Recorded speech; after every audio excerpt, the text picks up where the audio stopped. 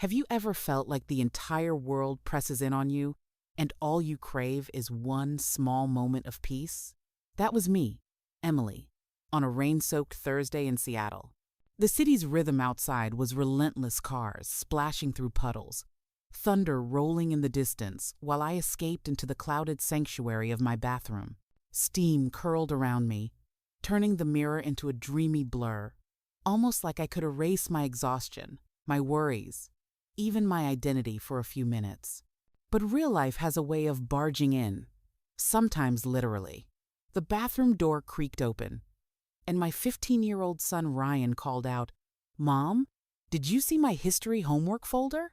There I was, caught halfway between privacy and exposure. In psychological terms, this was a classic boundary violation. But for us, it was just clumsy humanity on display. Now, you might be thinking, why not just lock the door? Believe me, I wish I had. But in single-parent households, multitasking becomes second nature, and sometimes you forget the little things, like locks and quiet. The mortification on both our faces? It was almost funny once the shock wore off. The door slammed shut, but the tension lingered, mingling with the steam. For a second, I felt invisible, but then I heard his muffled, nervous giggle through the wood. In that moment, I realized he's not a little boy anymore. He's caught somewhere between childhood innocence and the awkwardness of adolescence, that liminal zone where independence and mistakes go hand in hand. Let me tell you, parenting a teenager is like navigating emergent behavior in a complex system you think you understand the rules. Then suddenly, new patterns emerge. That rainy evening, as the water dripped and my heart pounded, I knew an awkward accident had just opened a door neither of us could shut so easily again. So, what happens after the door slams and the embarrassment fades?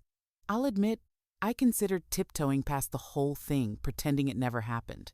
But the emotional weight hung in the air. When I emerged, Ryan sat on the couch, his textbook spread out like a defensive shield. His cheeks were as pink as the sunset after a storm. This is the moment where many parents panic. Do I lecture? Do I joke? Instead, I took a breath. "Ryan, it's okay, but you need to knock before entering, especially the bathroom. Privacy matters." He nodded, a little older in that moment, and apologized not just for the mistake, but for not seeing me as someone with her own needs. Now, you might be wondering, isn't it obvious to knock? Here's the thing. In families, boundaries aren't always clear. In developmental psychology, there's this concept called individuation, the process where teens start seeing their parents as real people, not just providers. We talked not just about rules, but about respect. It was clumsy, a bit awkward, but real. Have you ever had a conversation that started with an accident and ended with a breakthrough? That was us, sitting beneath the drumming rain, talking about trust and space. He promised to knock. I promised to respect his privacy too.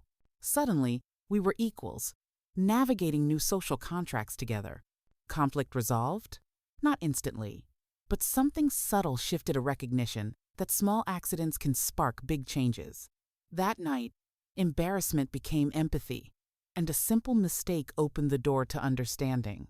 Fast forward a few weeks. The storm has passed, but its impact lingers. You might ask, do these moments really matter? Let me tell you a story. Ryan, once oblivious, began knocking before entering any room.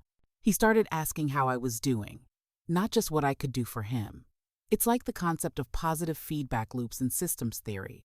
One change triggers another, and the effect multiplies. One day, I found him writing a school essay on life lessons. He chose to write about that infamous bathroom episode. There it was, in black and white, his embarrassment, his realization that privacy isn't a rule, it's a way to show love. Reading his words, I felt tears well up. Isn't that what every parent hopes for?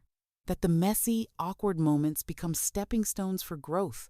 And now you might be thinking, wasn't it all just a little incident?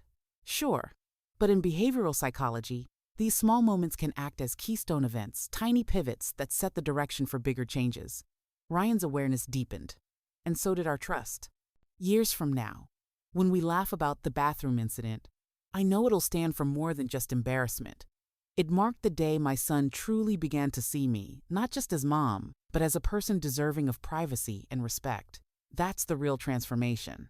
So remember, sometimes life's greatest lessons sneak in disguised as awkward accidents. If we're brave enough to talk about them and humble enough to learn, those moments can deepen the love that holds families together.